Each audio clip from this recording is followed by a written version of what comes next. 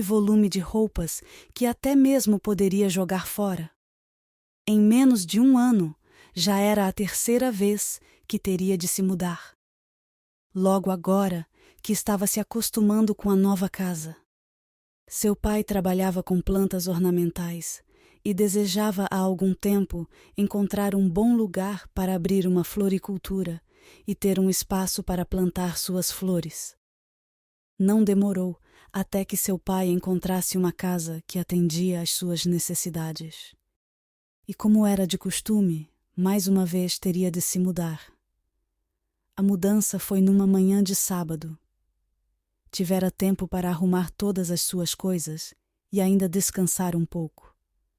A casa ficava em zona rural e os vizinhos mais próximos moravam a aproximadamente 1,5 km.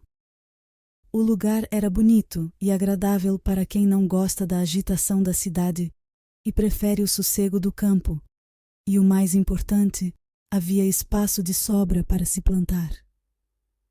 Ajudou seu pai a descarregar o restante dos objetos e entrou para começar a arrumação. Sua mãe já estava no interior da casa à sua espera.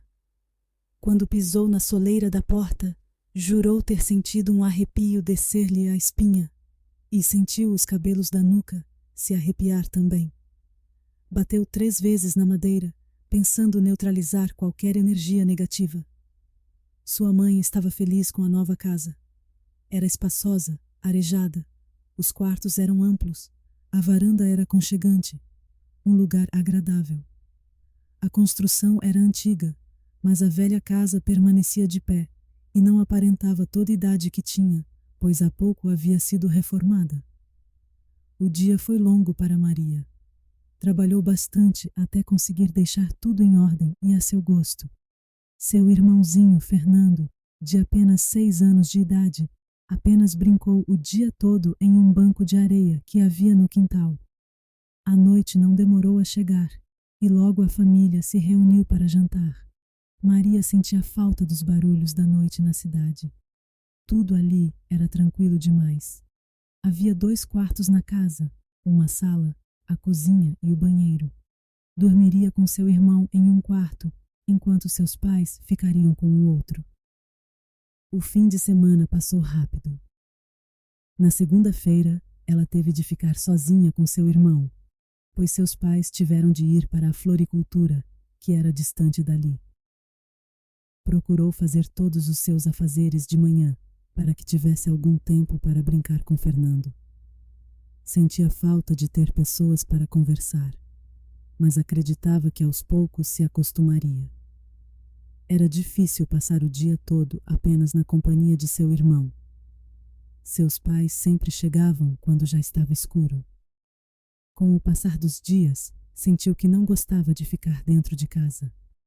Era fria e úmida, bem diferente de quando chegou.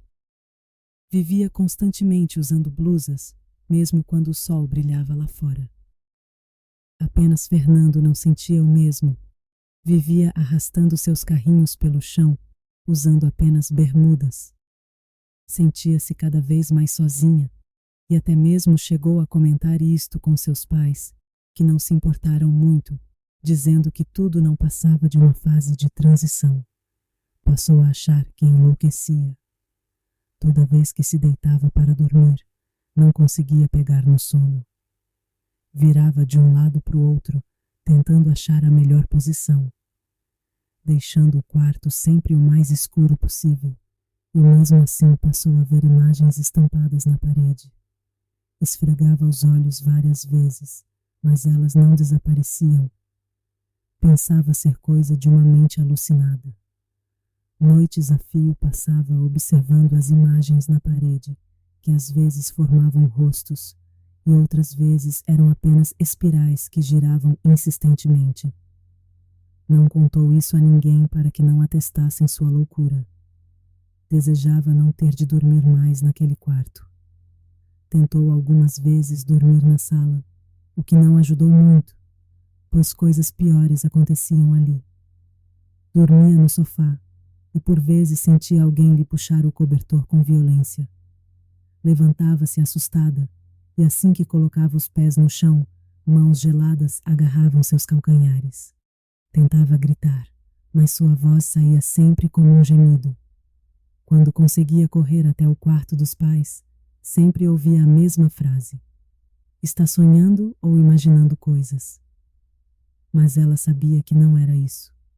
Estava certa de que não era. Estava profundamente perturbada. Para piorar sua situação, seus pais passaram a levar Fernando com eles para que fosse à escola e apenas o traziam de volta à noite. O fato de estar definitivamente sozinha fez com que os fenômenos aumentassem. Quando estava na sala, ouvia ruídos vindos da cozinha. Encolhia as pernas sobre o sofá e tapava os ouvidos. Não era suficiente para que não ouvisse as portas do armário se abrindo, os copos e pratos sendo quebrados, torneira sendo aberta. Era enlouquecedor. Quando era tomada de certa coragem, levantava-se e ia até a cozinha e, para sua surpresa, sempre tudo permanecia intacto em seus devidos lugares. Aos poucos foi emagrecendo. Seus olhos viviam com olheiras. Em seu corpo apareciam marcas roxas, como se fosse espancada por alguém e, mesmo assim, seus pais ainda achavam que ela apenas tinha uma mente fértil demais. Cansada de vivenciar aquele tormento, decidiu abandonar tudo. Andou e andou, até avistar a casa dos vizinhos mais próximos. Estava exausta. O sol estava a pino. Decidiu bater palmas e pedir um pouco de água. Uma mulher aparentemente simpática veio atender. Maria a cumprimentou e disse-lhe onde morava. A mulher arqueou um pouco a sobrancelha. Após conversarem um pouco do lado de fora, a mulher a convidou para entrar. Então você mora na casa velha? Perguntou a mulher enquanto servia-lhe água. Maria apenas meneou a cabeça. E você está gostando de lá? Silêncio entre as duas. Na realidade? Não. A mulher sentou-se fixando o olhar sobre a jovem. Percebo que não está feliz. Talvez eu possa ajudá-la. Talvez não. Maria suspirou. Não aparenta ser uma pessoa feliz. Existe algo que a preocupa? Não precisa ter medo de se abrir. Maria não conteve as lágrimas. Ignorou a voz que no fundo a mandava voltar para casa e falou: sim, talvez tenha algo a dizer. Coisas ruins vêm acontecendo comigo. Apenas comigo. Não precisa me falar muita coisa. Poupe seu coração. Moro aqui há algum tempo e já ouvi muitas histórias. Não precisa me contar. Posso imaginar, disse a mulher, enquanto discretamente observava as marcas nos braços dela. Então a senhora acredita em mim? Naquela casa existe mesmo algo sobrenatural? O que sabe a respeito? Bem, quando me disse onde morava, confesso que meu coração gelou. Há muito tempo atrás, viveu naquela casa uma família. 3 filhos e sua mãe, já idosa. Eles viviam bem, mas um dos filhos enlouqueceu. Via vultos, objetos que caíam no chão, coisas que se quebravam. Dizem que ele acabou contagiando os irmãos com sua loucura, e por fim, os 3 acabaram por matar a própria mãe, e dizem que a enterraram sob o chão da cozinha. Essa história chocou muita gente, pois eles ainda moraram durante um bom tempo na casa, sobre o túmulo da mãe. A jovem sentiu medo. Aquela história era inacreditável. Não deveria ser verdade. Tomou a água rapidamente e despediu-se da mulher, correndo de volta para casa. Quando chegou, tudo estava como havia deixado. Entrou devagar pela porta que dava na cozinha. Olhou ao redor e não viu nada de estranho. Lembrou-se de que a mulher havia dito que o túmulo da velha era na cozinha. Puxou a mesa para um canto e abaixou-se para arrastar o tapete. Não conseguiu, pois todos os armários começaram a se abrir novamente e os pratos e copos eram cuspidos de dentro deles com violência sobre ela. As gavetas começaram a se abrir e fechar, e os talheres também voavam lá de dentro em sua direção. Ela não se deixou impressionar, mesmo sentindo seu corpo paralisado pelo temor, Não desistiu. O tapete parecia estar preso ao chão, não se soltava. Um vento forte vindo do lado de fora a jogou contra a parede, abrindo um corte em sua fronte. Recordou-se de que sua mãe dizia que contra os poderes do mal apenas a oração fazia algum efeito. Resolveu iniciar uma série de orações que se lembrava. A princípio não surtiu efeito, mas devido à sua insistência, os fenômenos cessaram. Desta forma, pode finalmente arrastar o tapete e constatar que o piso da cozinha era irregular.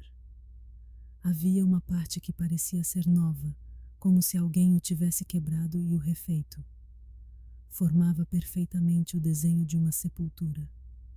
Tomando-se de toda a coragem que ainda lhe restava, procurou por alguma ferramenta que a ajudasse a quebrar o piso. Encontrou um pé de cabra e, com toda a força que tinha, quebrou todo o piso. Pegou uma pá e em seguida retirou a terra. Não ficou surpresa ao encontrar a ossada humana. Sentia-se paralisada pelo pavor, mas ainda conseguiu retirar os ossos e os levar para fora de casa. Já escurecera e seus pais não demorariam a chegar. Preparou uma pira improvisada e ateou fogo nos restos mortais que encontrara.